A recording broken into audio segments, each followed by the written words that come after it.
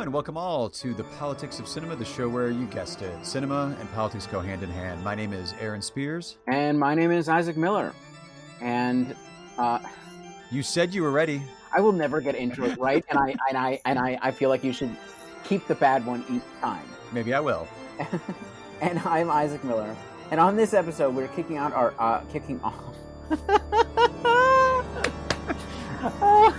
On this episode, we're kicking off our art house horror series with a look at The Witch and one surprise movie each.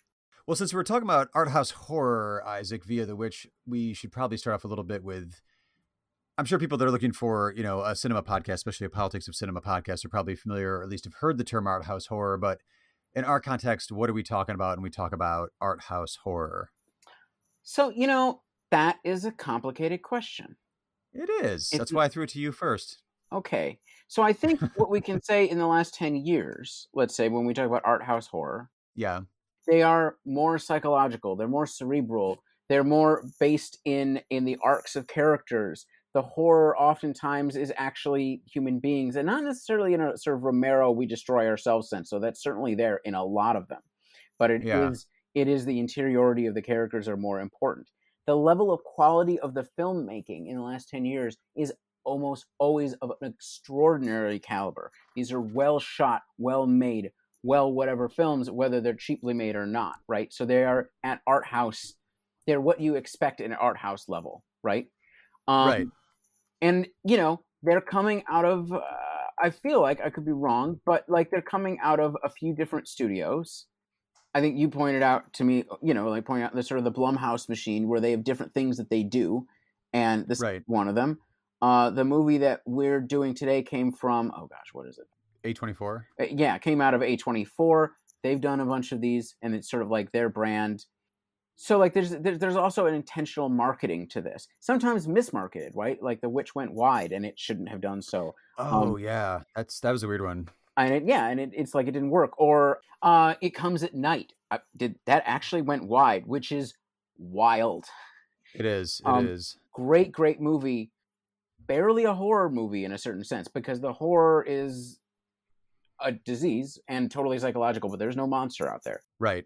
So I think, for me, that's what it is. But part of it is that when you go back farther in time, it gets more complicated, because before that sort of apparatus is set up, I think, the films of Cronenberg or, oh yeah, these are art house horror movies. David Lynch, obviously. It's where he started out. Something like The Innocents from the early 60s.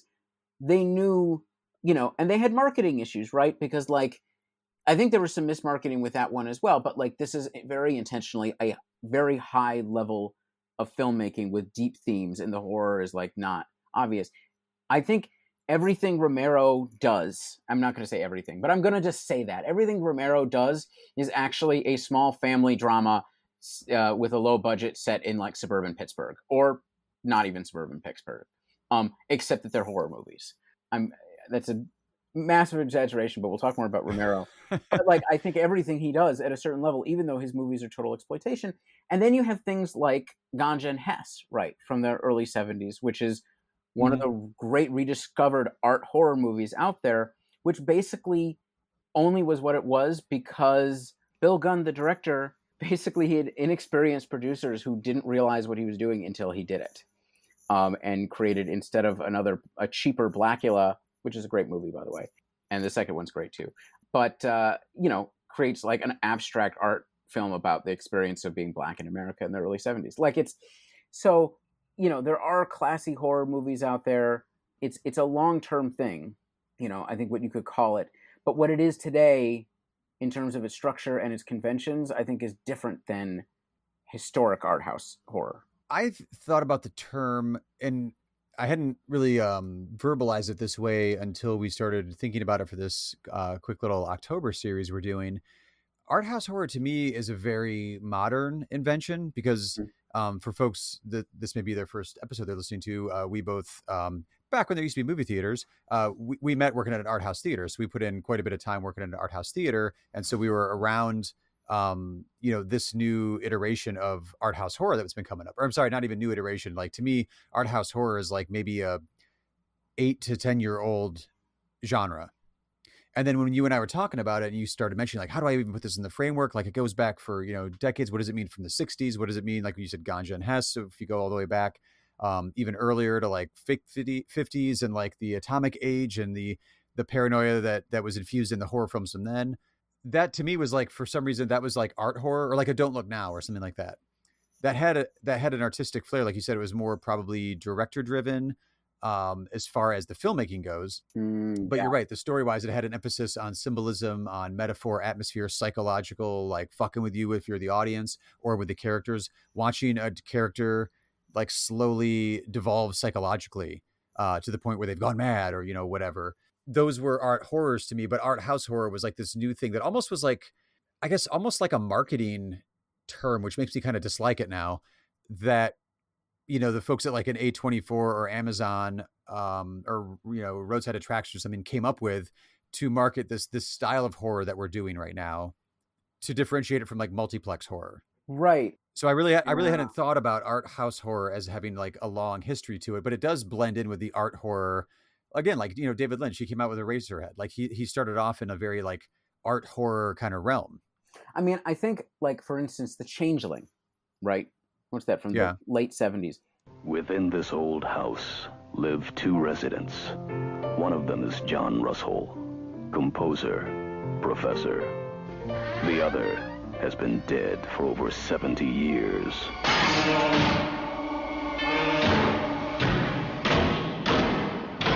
Claire, I'd like to talk to you about the house.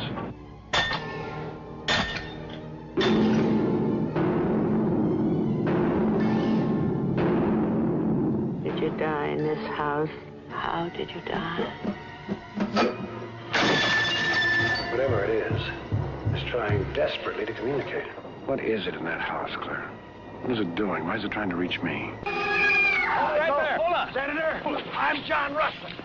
I'm living in your house. Senator, look. Look, I want to show him that. What do you want from me? Many films will frighten you, but only a few can really terrify you. The Changeling, an experience beyond total fear.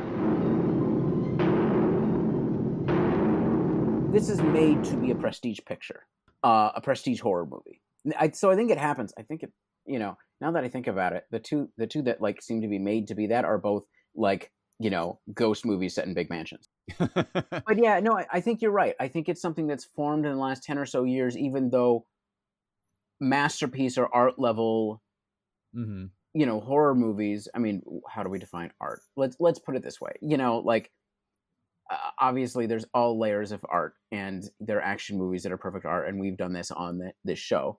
But I think, the attributes that we're talking about have existed for a long time. I mean, Alien is a movie of the highest caliber. The Thing is a movie of the highest caliber, both in how it's made and what it's doing. But they were for wide release and they weren't niched. And right.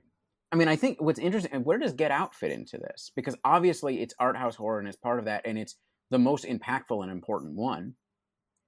Yeah, that's a good question though, because I have it in that Blumhouse category of what Jason Blum and that team's been doing, that being the best of them. But to me, my immediate thought was like, it's not art house horror because it didn't play at the art house. Like I still have the location for it. But also that said, like we mentioned, The Witch, which we're going to focus on here in a little bit, that didn't end up playing at the art house because the marketing for that was, we got to get this horror movie out in October, which, fair. It is a financial enterprise they're undertaking. They want to make some money off of this product. So like they struck when the iron was hot. They did a marketing campaign. And since we both knew people that worked at theaters that were showing it and were seeing the audiences come out the opening couple weekends, we're like, what the fuck was that? Like, because they wanted a horror movie.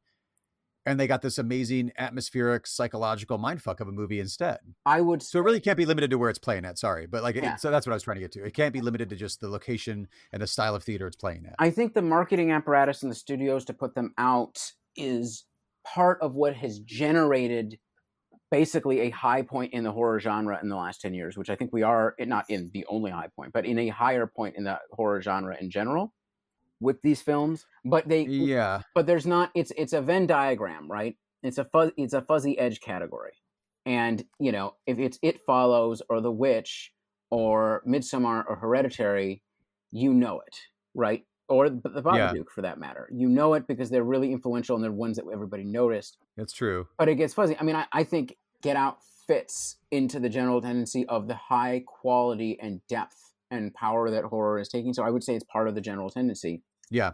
But in a certain sense, I mean, for one thing, it's the most successful one financially by a lot, right? It's the only one that, Oh, for sure. It's the only one that's like duking it out with like the big, the Annabelle or whatever.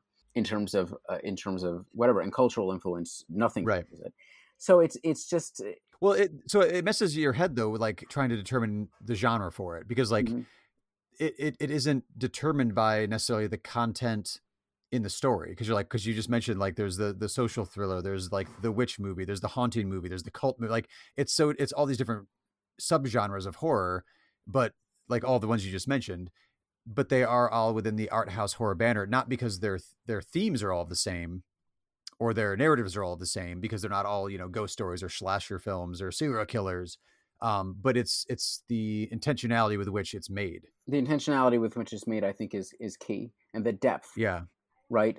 Right. These are not accidentally what they are. There is an auteur element to them.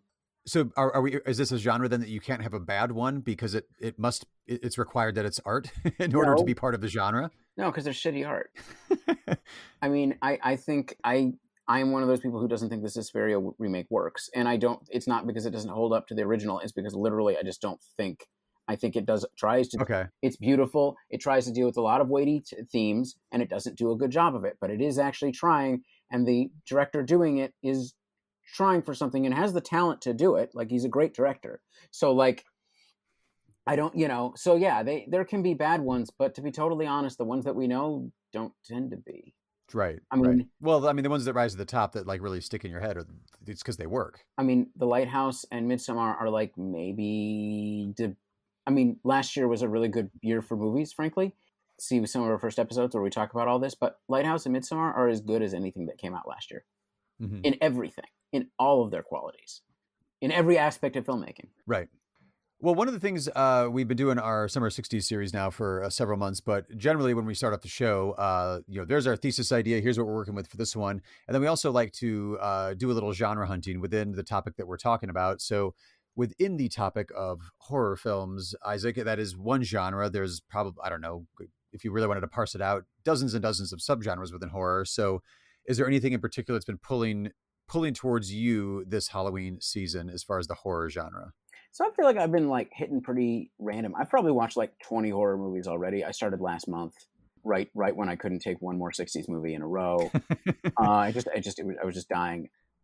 But I think actually, so within the subgenre of, I guess I'll pick a couple, and I'm going to just cheat a little. So within the subgenre of horror, slashers is one of the sort of most distinctive and most studied and talked about horror movies. Sure. Subgenres within horror.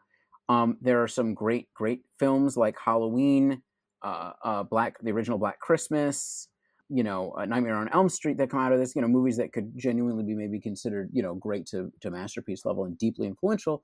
Nonetheless, it's a really trashy genre in a lot of ways. And don't at me, don't at me right now, but it is like, and in a lot of ways, it's its 80s pure version is super retrogressive, much like the 80s.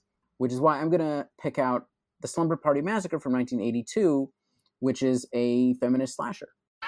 The basketball team is planning a party. A slumber party to bare their souls. No, I think your tits are getting bigger. Mine? All the girls are coming, except Mary and Linda. And they won't be missed. The party begins at 8 o'clock. It's a slumber party for old time's sake. Love it too. Do you think I'm getting better? But be on the lookout for an uninvited guest. Please, please. When the pizza arrives, things really start jumping.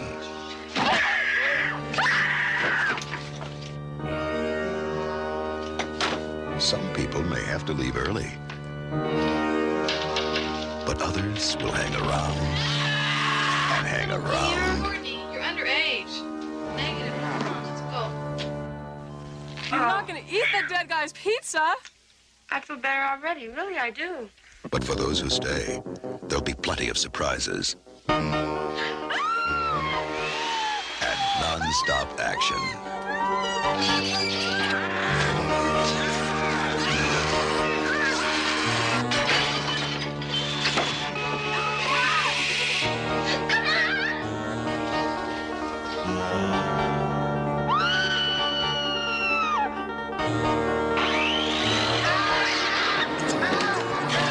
One thing's for sure, no one's getting any sleep the night of the Slumber Party Massacre. Close your eyes for a second and sleep forever.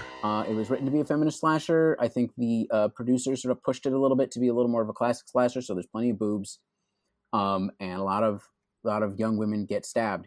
But in terms of characterization and depth, in terms of the strength of the female characters, in terms of the weakness of the male characters, in terms of the way relationships work out, and I think it's a feminist slasher, and it's just a really fun one. It's funny. The kills are pretty good. There's a lot of, there's just wit throughout, and you really care. Like in the final scenes where you're sort of figuring out what's going to happen, right? Which always happens in your slasher. You really, really care. For me, at least, I cared about the relationships between people and how it was going to end up, which, you know what? Doesn't really happen in like your standard 80s slasher. Right.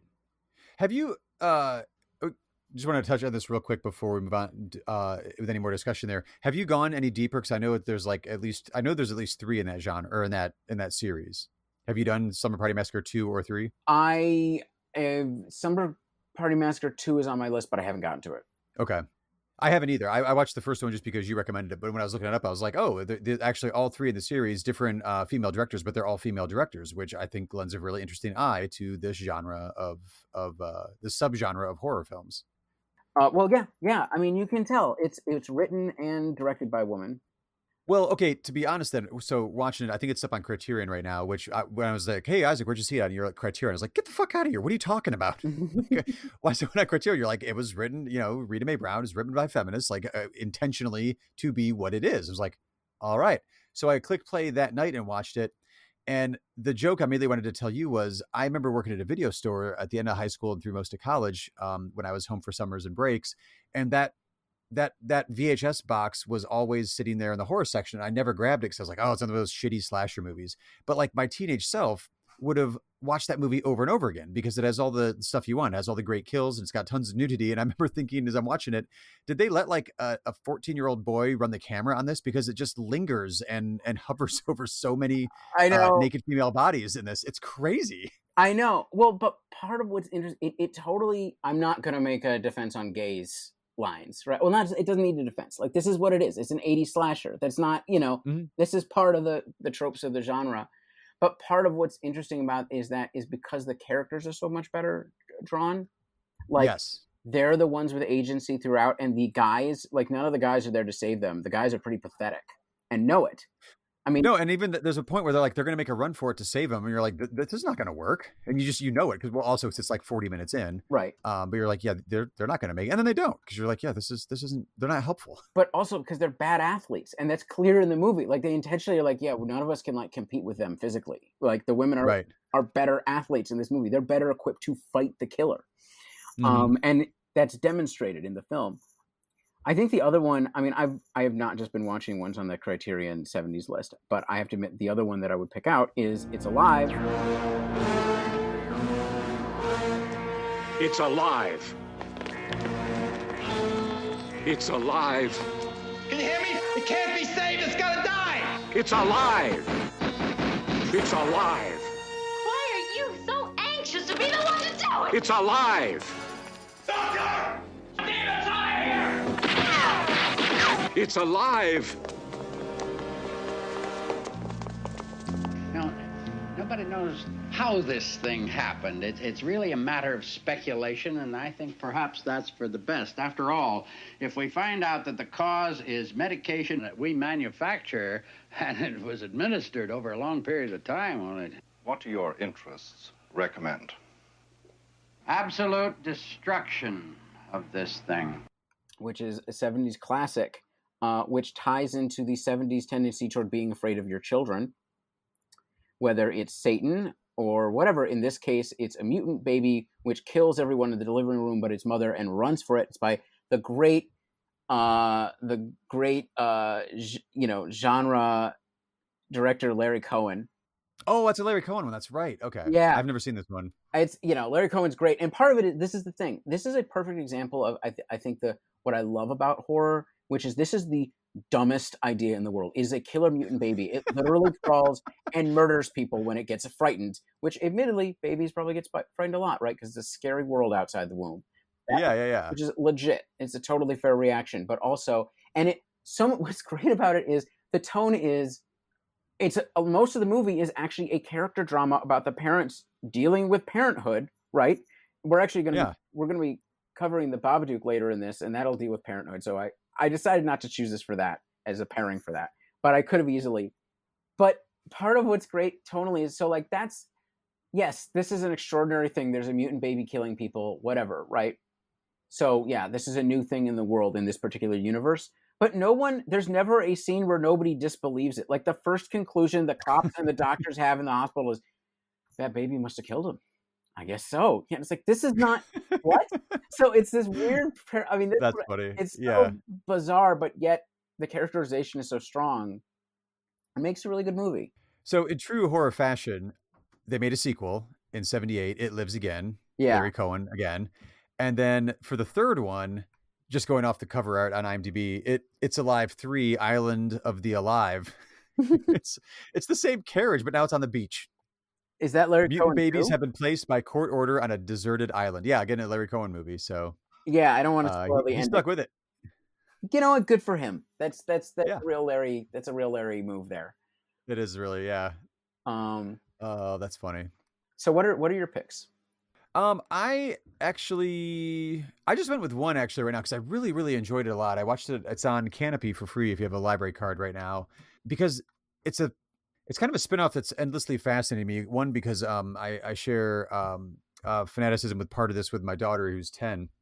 I watched Summer of '84 from director Francois Simard and Anouk Wissel. It's the story of four. It's one of those like how terrifying was suburbia in the 80s. So it's all set in 1984 over one summer, and it's like four best friends. They're all guys, and they're convinced that the guy who lives next door to them is the serial killer that's in the news. He also happens to be a police officer, so that means they can't go to the police for help. So they have to try and solve this murder on their own. The sheriff's office reports they're likely looking for a white male. Preferred targets appear to be males aged 12 to 16. It's a serial killer. The Cape May Chronicle received a letter from an individual calling themselves the Cape May Slayer. There's a serial killer on the loose. What else could possibly be this exciting? Incoming titties. 12 o'clock. Guys, Nikki Keshuba. Scientifically the perfect woman. Huh. Better view of my room than I thought. Sweet dreams.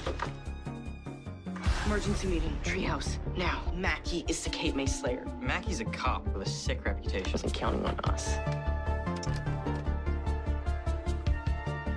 That's blood. Davey. Hey. Guys, I'm freaking out, okay? Relax. You look like you're 30. It's gonna be fine. Now go. You're gonna get caught either by Mackie or your dad. I know I'm right about him. That doesn't prove anything. Are you with me? I don't want anything bad to happen to you. We're trying to save people. Yeah, well, you're not. Guys on station are gonna love this. Just let it go. Sorry again that you're grounded. Let's see if I can get you out of this house. No hard feelings. You were wrong. You're wrong about everything.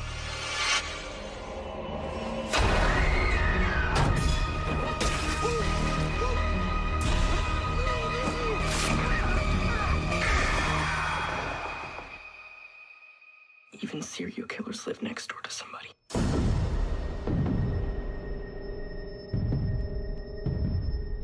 but it's got that full like Stranger Things like 80s vibe. And my daughter and I both got like Stranger Things is one of those things that we shared every time a new season came out. She was like, "Oh my God, we got to watch it right now." We would just stay up late and binge through the whole thing and watch it a couple times. So I do not have an affinity for the 80s slasher films or the horror films the way you do. And I didn't grow up around anybody that was that into them. And I didn't have HBO when I was growing up. So I know a good buddy of mine that did have HBO was like, "Oh my God, how did you miss them? They were all over HBO." I was like, "Well, I didn't have cable. That's how." But for some reason, I'm really enjoying the retro look at the 80s. Now, again, I did like Summer Party Massacre quite a bit. I've seen, the original Friday the 13th, Nightmare on Elm Street, that sort of stuff. Some of the big titles of the 80s I've seen. I probably should take a deeper dive just to see. But for the most part, like, it's never been something that really, like, pulled me towards them. Like, it was just an era that I was like, nope, I'm good. Don't need to. But for some reason, this repackaging of the 80s, I'm having a lot of fun with. I'm not sure what that means. Because, like, this one, Summer of 84, they took very, very great pains, it seems like, to kind of, well, one, they're recreating it with the right, like, Reagan Bush 84 yard signs and the right clothing, and, kids ride bikes everywhere. There's walkie-talkies. But the way that it's made too, like, they're not using a lot of, I don't know, it feels like film language from the 80s too. The way that it's made. It's, yeah, I don't know. It's interesting that I'm enjoying the repackaging of the 80s, but I don't really care for like the actual 80s stuff that this stuff is based on. I enjoy it once removed, I guess, or something. So here's the funny thing is I'm actually not a big slasher person. I've done some dips into the non sort of like obvious classic ones, and there's a lot of shitty flashers. It's not flashers. There's a lot of shitty slashers. I love 80s horror movies and 70s horror movies. I think those are my strongest period. But the truth is, most of the ones that I really like, I mean, Sleepaway Camp's fine. My Bloody Valentine is dismal. But like what I love is John Carpenter movies, or, I mean, out of the 80s, it's your John Carpenter movies. It's the weird, like, vampire revival of the late 80s. So it's like the Near Dark, Lost Boys, I've never seen any of the movies you just mentioned, for the record. And Fright Night. I've never seen that one either. Fright Night is, I mean, these are great. Like the thing, like Near Dark is one of Catherine Bigelow's first movies. It's great. It's a vampire Western. I mean, you could go on and on for like really, if you want camp, try The Lair of the White Worm. It's Ken Russell. Right.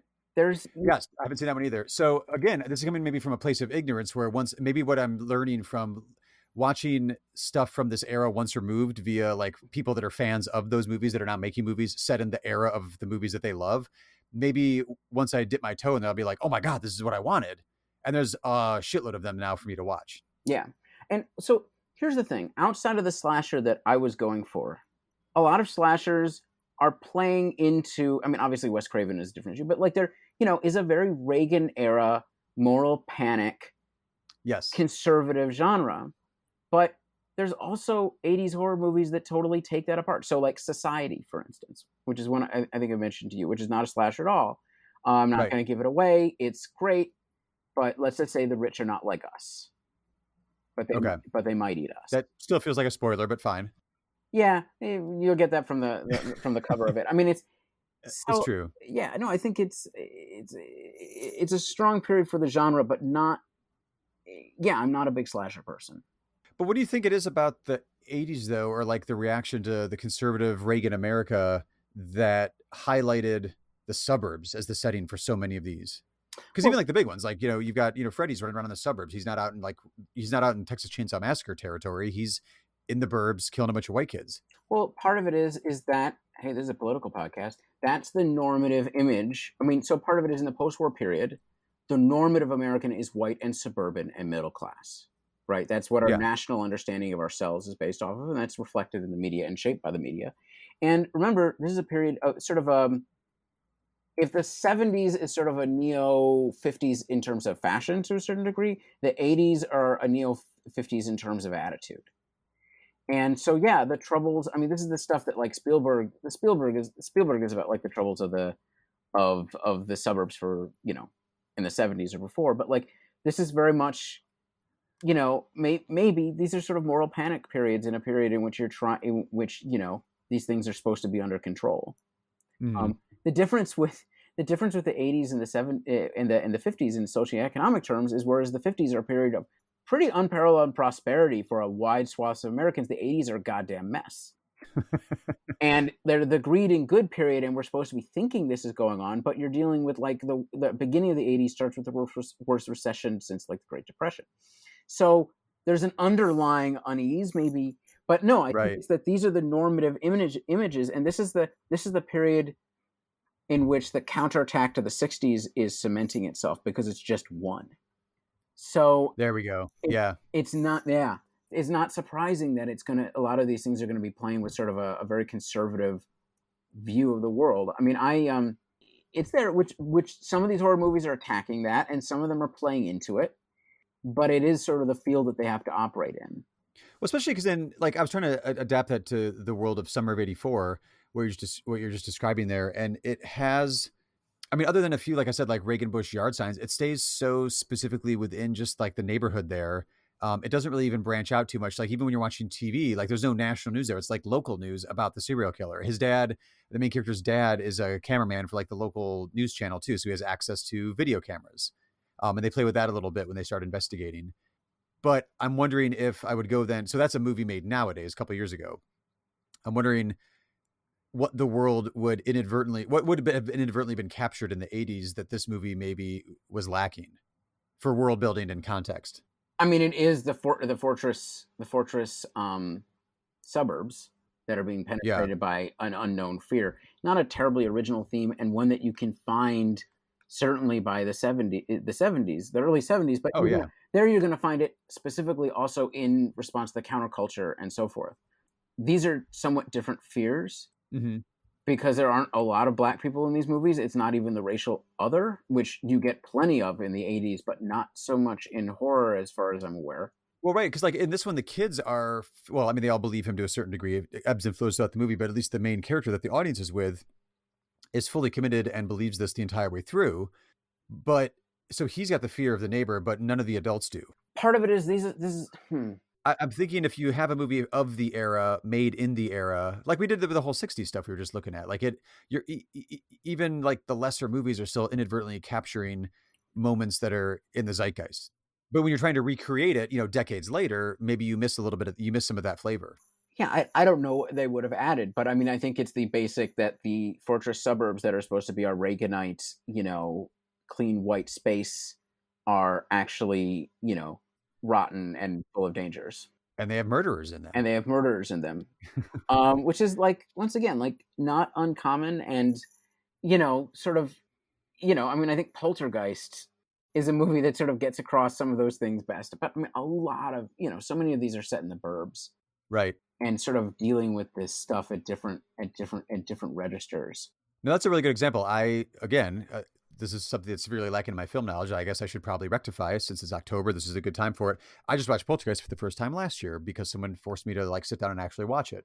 But it's exactly what you were just talking about. It has all of those elements to it. Yeah, it has all those elements to it. And it's...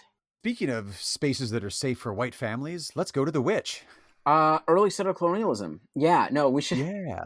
I mean, that's just right. Part of it is we're having a major digression on 80s horror and also the burbs. But we're talking about the original burbs. That's funny. If you don't like your neighbors, just move into the woods. Bad idea.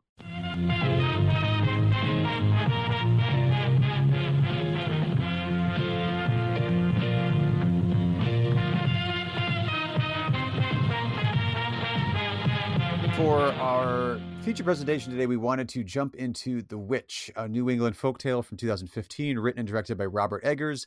This was his directorial debut, in which we follow a family in 1630s New England, just torn apart by the forces of witchcraft, black magic, and possession.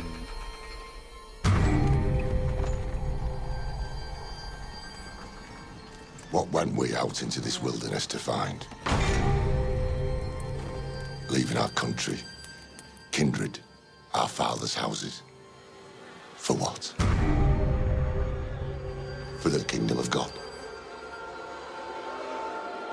Let us pray.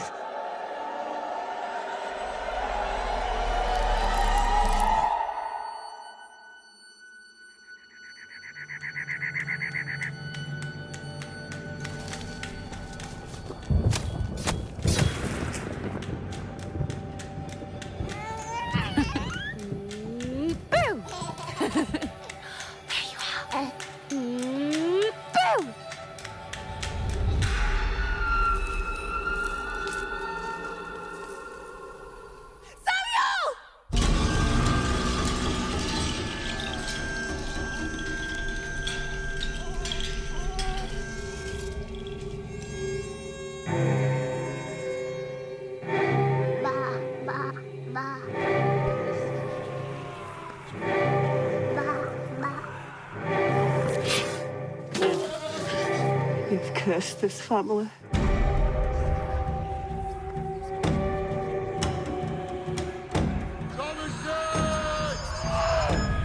Who's there?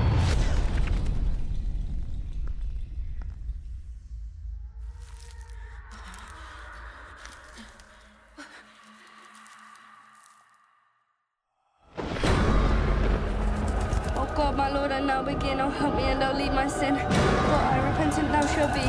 From evil I will turn to thee. None ever shall destroy my faith. For I repentant thou shalt be. Oh God, my Lord, I now begin. Oh, help me and don't leave my sin. For I repentant thou shalt be. From evil I will turn to thee. Let's leave the wood. Woo! You know, it hits me that 2015 is one of the most incredible years for genre cinema in recent memory. How so? Because this is the year of Mad Max Fury Road. Okay. This is the year of The Witch, which is one of my favorite movies of the last 10 years. It is one of my favorite horror movies, period.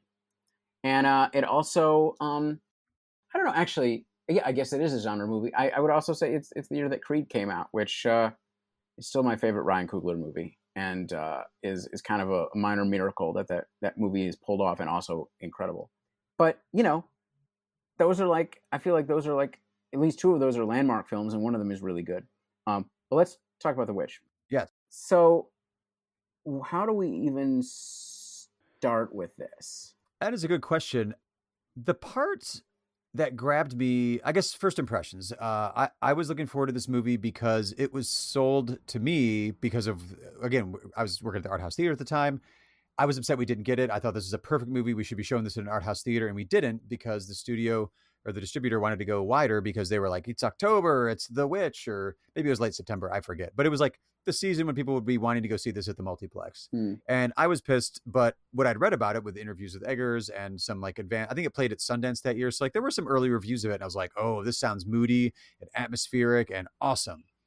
And just the trailer alone, you heard a little bit of that, like kind of, for lack of a better term, I was gonna say like that old English dialect that they're using in it, the thous and these and all that stuff. And I was really impressed with it. So I went out and saw it the first weekend it was out, and I was blown away by it. And the first thing that really grabbed me, my first impression of it, was it didn't worry about building the mythology of anything going on in the movie. Other than maybe a little bit of the Puritan angle to it and like their devout religious nature of the main characters. But it just like, you know, you see a Baba Yaga figure in like the opening like 15 minutes.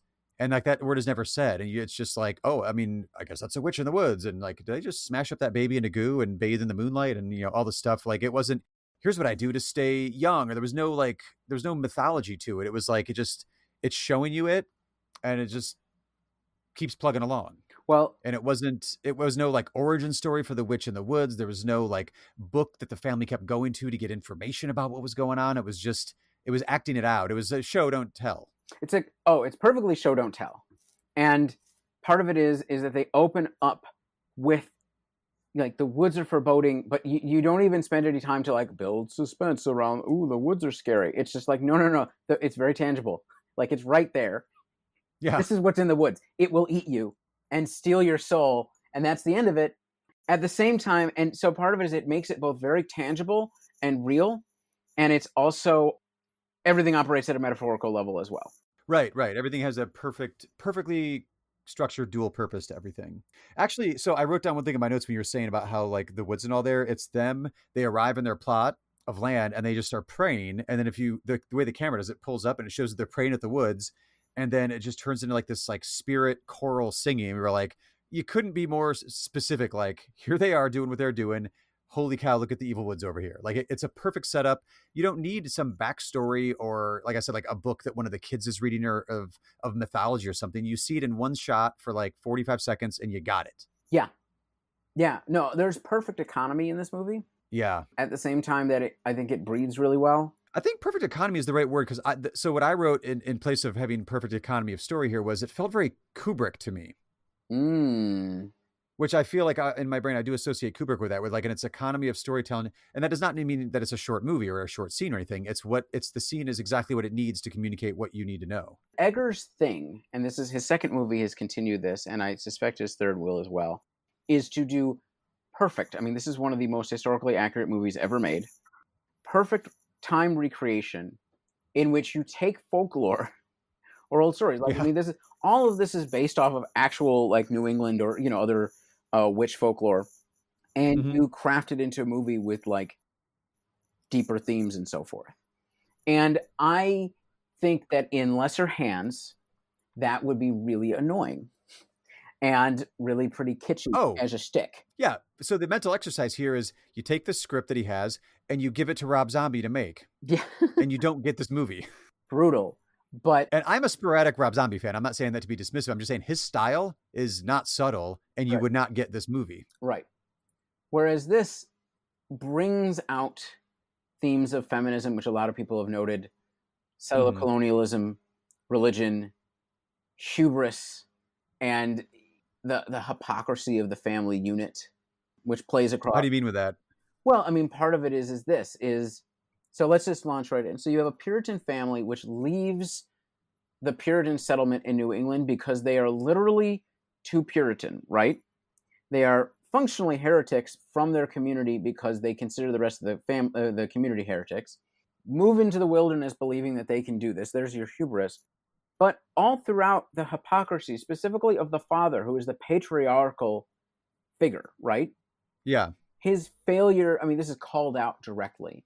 His failure to provide, but not only that, his failure to have moral courage, which leads him to lying, to allowing his own children to be blamed by him. Yeah. All these I see what you mean. Okay. Ricochet off throughout. So like the part of it is like the rottenness of this family structure sort of begins right off the bat. I mean, even at the end, where he's praying for the souls of his remaining children as they are slowly picked off, but it's not like it sounds. Is to save them. He admits to his hubris before God and that he is an enemy of God and that he has failed, but he's still assuming they've done something wrong that he has some ability to see, which is really not actually true. All right, maybe the little ones. Those two are so creepy. Yeah. Well, they've been talking to that goat too. I mean, they've been talking to that goat, and what is that goat? Spoiler alert: the goat is Satan. Yeah. You just see how all of those themes together, right? Their inability to survive in the wilderness. Mind you, they have magic working against them. They just have preternaturally bad luck. But, at a metaphorical level, that is the arrogance of thinking that you can tame this and that you can be part of it. But all of it works perfectly in tandem with the family structure and the characterization. Yeah. Well, even down to the main female character, Thomason, she has a brother, Caleb, who is a few years younger than her. But this is, again, like a master of his craft.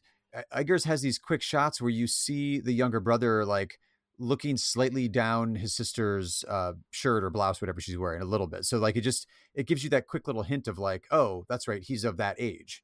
And there are no other girls around. No one's around. Right. Yeah, no one else is around. So then eventually when he ends up lost in the woods and is seduced by the witch, my first thought watching the movie was like, would he even care if this witch comes over and kisses him? I was like, oh, wait, he has been kind of peeking at his sister in an interesting way. This actually is appropriate for this character. He's just, looks pretty young. So it's even more off-putting and weird when this, Baba Yaga kind of younger witch figure comes out and ends up kissing this kid and then sends him back naked, which naked equals witchcraft and a monstrous, monsters in this particular story. That's when the family knows that they are actively being cursed now. And they're actively being targeted by Satan, right? And targeted, right. Well, but part of it is, notice that scene, he is terrified and transfixed. He knows he's in trouble, but he cannot escape temptation, because this is a movie in which the strictest of ways of living, the strictest of paths, in which you are constantly reminded of your sins and your failure in the fallenness of man, right? And he is, part of it is, so the underlying theme, let's jump. So our main female character is played by Anya Taylor-Joy in her breakout role, unsurprisingly, because she's incredible in it. And a lot of the arc of it is her dealing with growing up. Yeah. In a restrictive space that doesn't really allow that. I mean, her sexuality this is a subtle undercurrent that just comes out at the end, but like his sexuality is there. Her sexuality as a threat, right? Specifically to her mother to a certain degree. And her sort of growing up as a threat to her mother is there as sort of a subtext, but it's not like thrown at you really heavily. And I think, breaking out of that repression, right? Because at the end, spoilers, when she's the only one left, because clearly she was always the target, right? Everyone else is picked off. But she was the one that Satan, played by, the greatest goat actor we've ever had. Oh, Black Phillip. Black Phillip. That he's who she was targeting. And what does he seduce her with but the possibility of luxury and life and freedom? Yeah, it has the, if, you're not fulfilled by this repressive, demanding penance all the time Christian God, versus now you've got what Satan's offering, which is like independence, sexuality, acceptance, power, a sense of self apart from her family, all these things that you can pretty easily associate with, like womanhood and come into maturity. Right.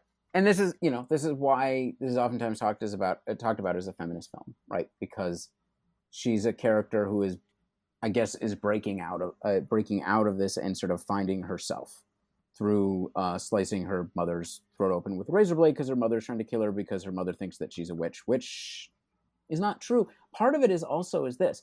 It's the self-destructiveness of this, because she's pushed to this partially because Satan engineers the destruction of her family, but partially because her family, I mean, the dynamic, especially with her mother, is to be blamed and not believed.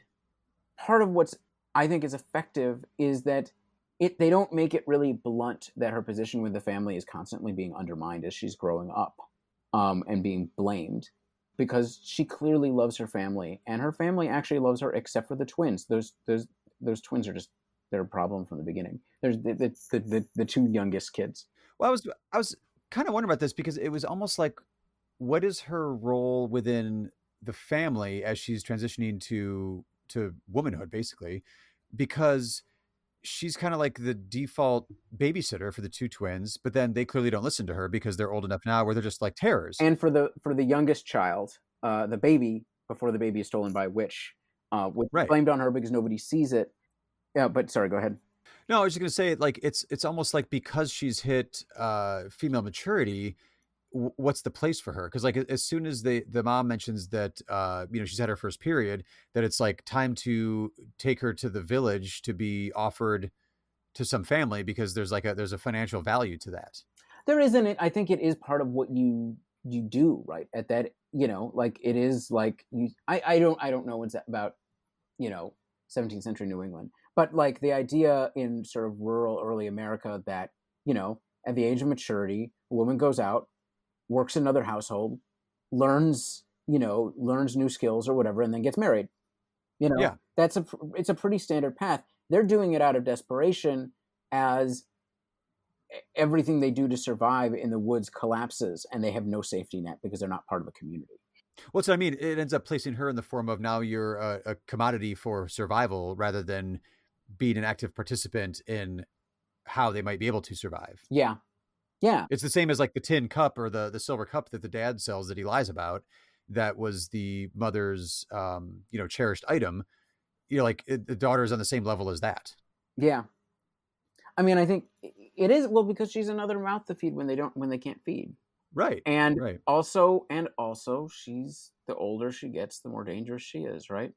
Now, do you think she is, as Thomason's character, do you think she is, I feel like Anya Taylor-Joy plays us so straight down the middle, mm-hmm. that I can't quite tell. Do you think she's interested and like ready to go, to the woods versus civilization, to the witches versus the Christian view, or that's just all she's left with by the end? I feel like she edges on both sides like so well, because like when she's pleading with her parents, like when Caleb comes back and he's spits up the rotten apple and is possessed or whatever. Like she's very sincere. That like, no, like I love my brother. Like, why would I do this? You know, I'm not a witch. And she's pleading with the twins to stop it. And she's doing her own little kind of calculated manipulation with her father and her mother to like prove like, no, these twins are fucking with you. In my head, after watching it the first time, thinking about it, having not seen it for a few years, I was like, I had her much more in like the active, I want to be a witch category. And I don't think that's true. No, I don't think it's true. I think, part of it is that structurally she's in a crisis within the family. I mean, you see how close in an early scene she is with not her older brother, the oldest brother, but who's younger than her. With Caleb, yeah. With Caleb. Because they actually show physical affection, which is really awkward for him at this point. Oh yeah, he's really quiet when they're by the river and he's having a bad day and he's rattled and she's like, come here, and she, like you said, this very tender moment. It's like that's what you'd hope like a brother-sister relationship would be. I'm there for you. Right.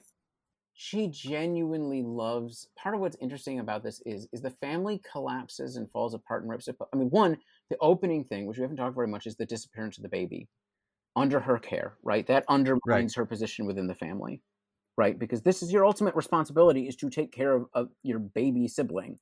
And, sort of leads to levels of distrust and breakdown within the family. The mother starts to collapse after that, unsurprisingly, right? The grief is very... Oh, right. But part of it is that there's nothing cheap about this because everyone clearly loves each other except for the twins. Right. Keep going back to them. Well, because they're the creepiest. All right, here's the thing is this. There's a lot of creepy kids and in horror movies. And creepy kids, like, it's the disjuncture between the innocence of childhood and the fact that children are, like, adorable and we're hardwired to view them that way. Those kids are not adorable. Like, they're sort of packed in. Like, their clothes sort of, you can't really get even the human shape or the child shape out of the way their sort of clothes sort of bag up. Oh, that's true. And like there's something inhuman about them. And then the fact that they sing Black Phillip's song, right? They sing the Satan song from the beginning, right? About him being the king of the world, which, and they sort of operate in synchronicity from the beginning, as if there's something wrong from the beginning. And they show unlike everyone else in the family unit, the reason the family unit works is because there's clear affection and love between everyone except for them. Yeah. There's never a point of affection and love with them. Right. You never get a scene of tenderness either between them or between them and anybody else in the family. Yeah. They're some of the creepiest kids in a movie because they're not human. That's true. Like, they're basically not human in the film. They're like ciphers they're ciphers for evil. But so I think the reason that it works is because she doesn't start out this way. It is that she's not really given a structural choice. Actually, let's talk about this, because the feminist element of this is the agency. Yeah. And in a lot of ways, she does have agency throughout the film. She acts, she does things, she tries to shape her destiny. But like everyone else, there's preternatural forces which shape how things are going to go. Like, Satan is planning this, and she doesn't have she's going to be given a choice, but it's either ruins or butter. Well, I was gonna say, because there's little bits of agency around there. Like, so she really can't get, she's not able to like convince her dad or mom of like anything else. But there's the scene when she's very tender with Caleb by the river, and then the twins come, or the one girl of the twins comes, and then she says like, no, I'm a witch, I did blah, and she's trying to she's fucking with this little kid, and very well. And she spells out the whole like, mythology of like witch in the woods and et cetera. And it scares the crap out of the little one. So then that plants that narrative seed. So like the twins may out her at any time, because who knows at this point what the crazy religious, mom and dad are going to believe. And if the twins are just like, she's a witch, blah, blah, in the heated moment when they actually do that, the dad believes them. Right. But there's also moments when they're on their own. So like when the dad and Thomason are on their own outside after Caleb is I think he's already dead at that point. He's puked up the apple, and they're bleeding him a little bit. She says like, no, the twins are actually evil. They're talking to that goat all the time. And the dad immediately turns again. So like she realizes, oh, I do have a little bit of agency here, because if I can get him away from the twins, it also just shows like what a weak-willed person and character her dad is, because whatever the last person says something to him, he kind of tends to believe that, as long as it's pushing him in the right direction. He's already programmed to go. Well, part of it is that he has a rigid belief system in which he is the head of his family and he is also right and righteous before everything, right? And as soon as that starts to crack open, he starts falling apart. He can't deal with it, right?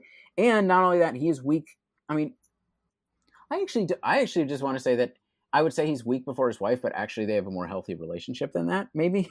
Is that it's... I was thinking that this watch too, yeah. Especially that when they have like the, that kind of argument, conversation in their bed when all the kids are upstairs in their loft area and you just hear it from the kids' perspective. Right. But it's pretty interesting. Yeah, I mean, that's just it. Is like they're, they actually have more of an equal tug, which in reality, I mean, a lot of times you'll find this in sort of like historic patriarchal, whatever the formal gender norms are, that may not be how actually things work, which plays out pretty historically here. But yeah, to go back to, sort of the original issue of Thomason's sort of agency in this, and I don't think she has less agency than anyone else in the film.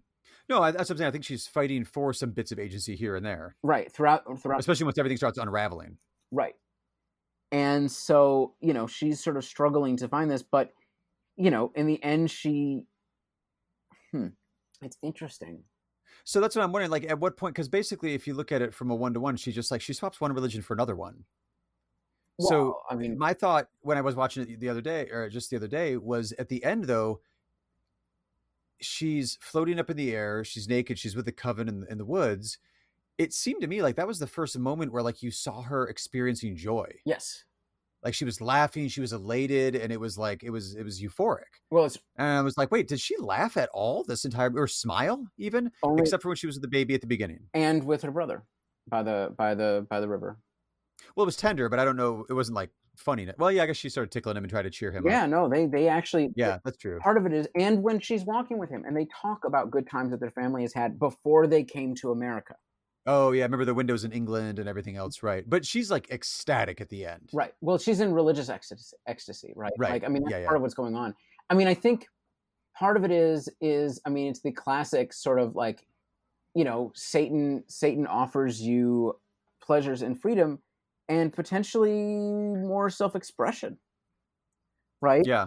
I mean, that's so part of it is she's breaking out of a broken... There's her agency, right? Yeah, there's her agency. Mind you, she's sold her soul to the devil, so like how much agency? Yeah, whatever. But that's the point, right? Like part of it is what is the soul? Well, no, I mean the soul is very real. Oh, sorry. I think the soul is pretty real in this, but I think it's more what does witchcraft and Satanism mean in this film, because it plays it straight, right? This is horrifying and horrible and involves victimizing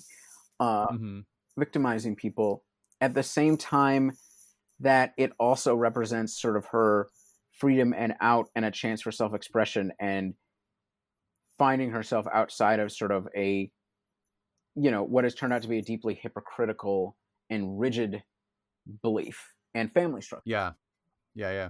But that's, it's not a counter reading. I think it's in the film, but I think so too. Yeah. But it's also a counter reading within the context of the film, because like, it's also one of these, it's not a movie where witches are good. I mean, well, I mean, you have to look past the whole, like churning a baby to paste to rub all over your body and dance in the moonlight naked.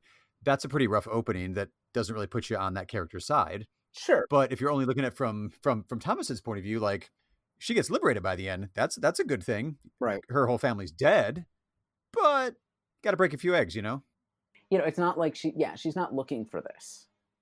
She's looking... Right. She might be looking for freedom, but she's not looking for this. No, that would be the Rob Zombie version, which is they move to the woods. She gets contacted by the witch or whatever. And it's like, oh, you got to do this and this in order to join our coven. And then she slowly, deceitfully, offs everybody in her family, then runs off and joins the coven. So this is the thing about the woods thing that you're pointing out, or the sort of the way that you do this openly is you both know everything about you know what this witch is, and you know at the beginning what's going to happen. Not what's going to happen, but you know that this is bad news, right? We know that it's real. There is something out there in the woods. This isn't some abstract thing where like I heard something weird or I saw a shadow. Like we saw it. Yeah, it's there. We're not even playing around. At the same time, it is, despite being some of the most known tropes in Christian history, right? In the history of the societies which we happen to exhibit, At the same time, it's unknown and terrifying. Yeah. Because it's all done freshly, and without world building other than Bible quotes. Right.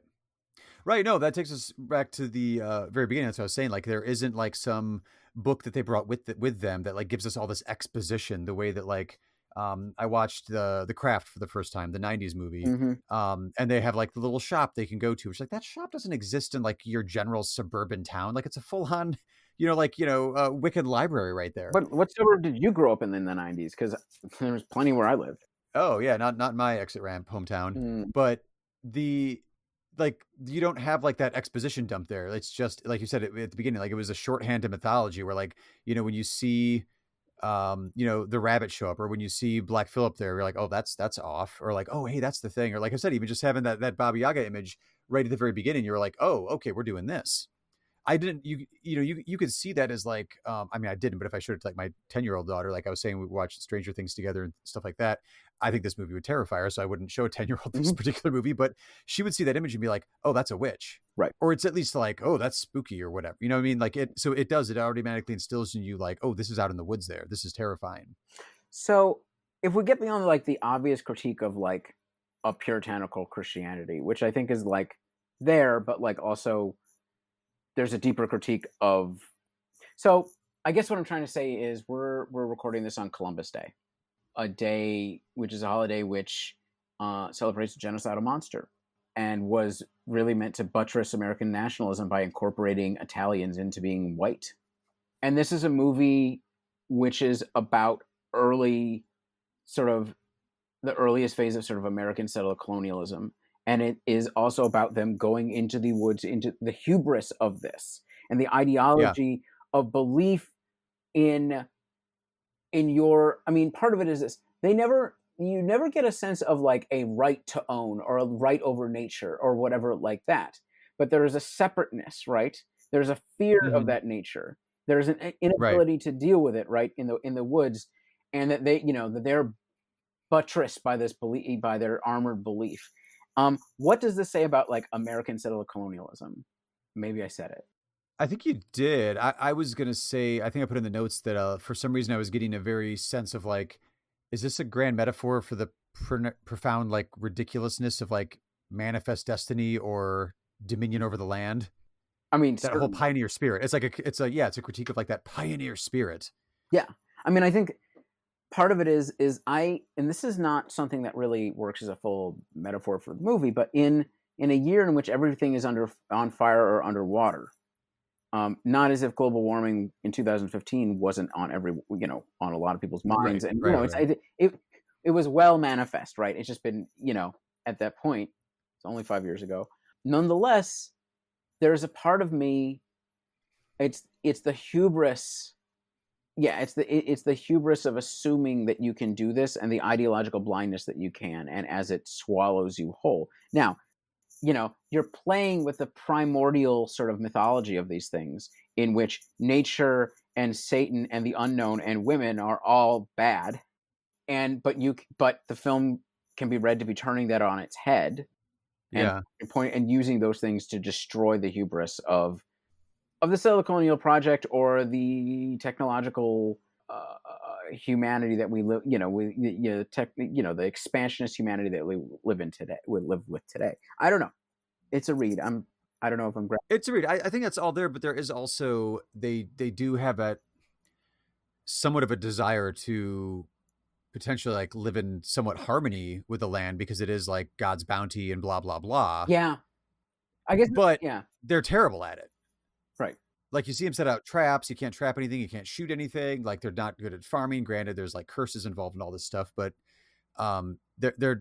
it's the religious fervor and dogmatism. It's like these people aren't pure enough for me, and they're Puritans. So we're gonna get ourselves out of here. And we're gonna start. I'm gonna take my toys and go somewhere else to play. And you're like, yeah, but you're not. You don't know how to do that. Yeah, I mean is. Yes. So this, and I think I was trying to get at this. It is God's bounty. There is not like an ecological point at which they are bending nature to God, to their will. That's not how they're talking about it. But they're also terrified of the woods and realize that it's also not necessarily, Christianity is oftentimes a dualism as opposed to a monotheistic religion, because Satan... I wonder if they'd be as scared of the woods too if they weren't so fucking religious too. Like, did that put the fear in them?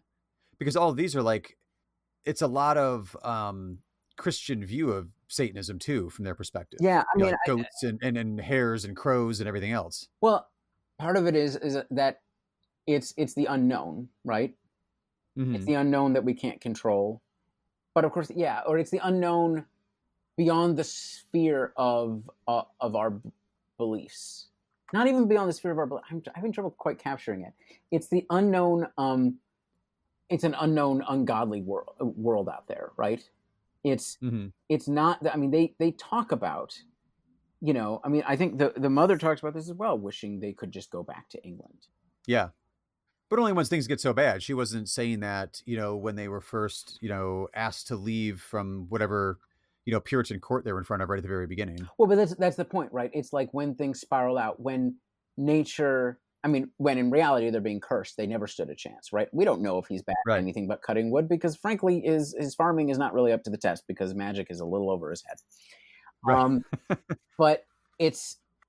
But that's, you know, but part of it is if you read it as sort of like a metaphor for nature, or a metaphor for the hubris of a settler colonial project reshaping the landscape, you know, the magic and the nature and your failures are not separate things. They're all part of the same. Well, no, I think that's definitely there. But like we started off earlier saying too, this film works really well because it's not just one thing. Right. It's not just about how this young woman became a witch. There's also like these other layers to it as well. There's like the family dynamic. There's, like you said, like there's the settler colonialism kind of idea. There's also like the religious fervor of like, wait, the Puritans aren't pure enough for you. Okay, this is probably not a healthy worldview that's going to allow you to function very well. Maybe you need to be cursed at this point. There's a lot of different layers to it that are all playing out, let alone just like the budding, you know, human sexuality involved with having like preteens and teenagers in that kind of environment when they're like the only people around them are their family. Right. Yeah. Let alone like the feminist read that you can put on top of this whole thing, let alone, you know, the, you know, like a Wiccan read you could put on top of it. It lends itself to so many perspectives because it's so well done. Right. It doesn't actually need to be one thing, and you can draw different things out every time you watch it, or you can just enjoy the sheer craft of it. And just enjoy how pretty it is. Right. I mean, one of the things I like it when you go full Satan, right? Like I like the unsubtle, it's a straight up cackling classic stuff. Part of why I actually like a lot of old, you know, like your older horror movies where like it hasn't all been done. So it's like, no, it's just the devil. Like, and right. And it's like, yeah. So does this movie then end up fitting in with the next one we're going to be taking a look at for our art house horror series is The Babadook. Does this movie kind of tie in with the terror of the family, the fear of the child? At least at one layer? Oh, absolutely. Absolutely. Yeah. Well, actually, with that said, Isaac, about some of the throwback nature, not throwback, sorry, but like the earlier films that you're talking about were like, yeah, it's Satan, the classic stuff from like the 50s and 60s. One witchcraft themed movie I wanted to recommend in addition to The Witch, just to kind of throw out a title, would be if you're already over on Canopy, which actually The Witch, sorry, that's a convoluted sentence, in which that's where you can find The Witch streaming for free with a library card. You can also find 2016's The Love Witch from Anna Biller, another straight up like feminist witch masterpiece. But it's a lot more comedic and is a total throwback to that 60s vibe you were just talking about. After Jerry died, the cops wouldn't stop harassing me. They couldn't prove anything. They actually thought that I killed him.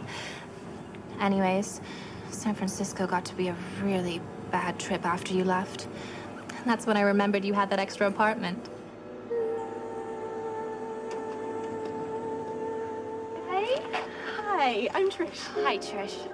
Well, what do men want? Just a pretty woman to love and to take care of them. Love me. Love me. What I'm really interested in is love. You might say I'm addicted to love.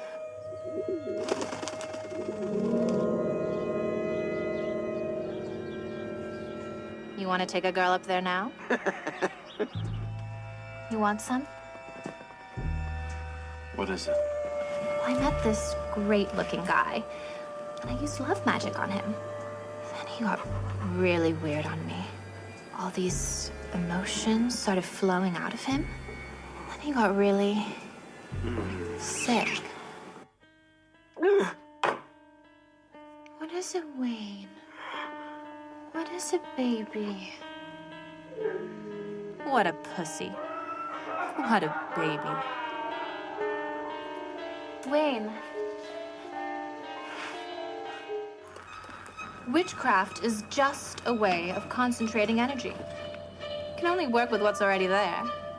I just use sex magic to create love magic.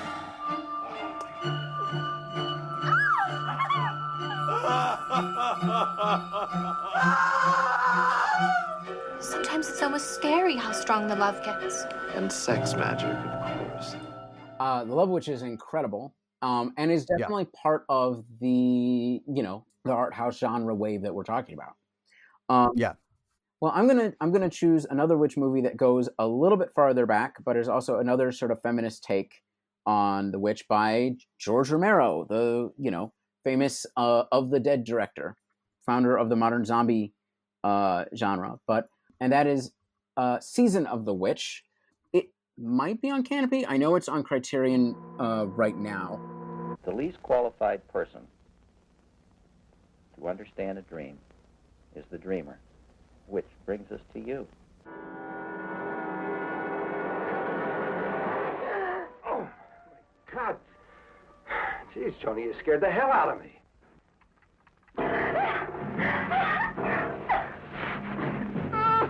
Chalice, durable, knives, they're all witches' tools, you know.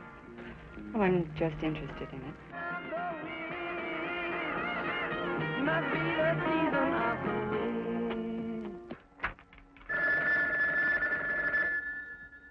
I don't know. You're the one. I'm a witch. Son of a...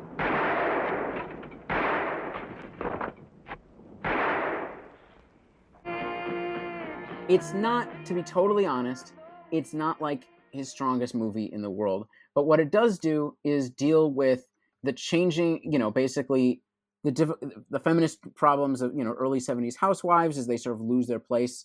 They're no longer needed by their husbands. They're no longer needed they're no longer needed by their children and have no place. So why not become a witch? Why not rebel? Why not sort of make yourself into your own image and self through, sexual liberation? I mean, this is a movie that is, at sort of peak counterculture in a sense, right? In which watching somebody react to that and find and in middle age sort of carve out her own space within it. Once again, I think I said this earlier. I think that Romero basically would do small family dramas set in like suburban Pittsburgh all the time. That's what he could have done, and they would have been pretty good. Some people find his dialogue clunky. I think his dialogue is actually really naturalistic and great, and that's just me. So check out 1972's The Witch. You'll find it as Hungry Wives. It was originally supposed to functionally be porn, but like Ganja and Hess, Romero basically said, screw it, I'm going to make the movie that I want to make. I'll say you don't want to get it confused with, I think, Halloween 3, Season of the Witch, or the shitty Nicolas Cage movie from a few years ago called Season of the Witch as well. It's a good title. It's hard. It is. Yeah, but this one has like a long montage of her buying supplies to be a witch to Donovan's Season of the Witch. So I'm in. Actually, I know for sure it's on Amazon because it's in my queue right now. Okay. So depending on when you're listening to this, I don't know, search all your options because who knows what it'll be by the time you're listening to this, if it's in the future. So anyway, that is our looks at The Witch, and then also a couple other witch recommendations to fill out your Halloween viewing. We will speak to everybody next episode, and we're going to jump into The Babadook and some other films that feature the terror of the child or the terror of the family as well. So until then, my name is Aaron Spears. And my name is Isaac Miller. Stay safe out there because, once again, fascism, coronavirus, election ads, the whole deal. It's really rough out there. And we're not even worried about Satan at this point. Not really. I mean... It'd kind of be a welcome addition. I mean, it would make things at least a little more colorful.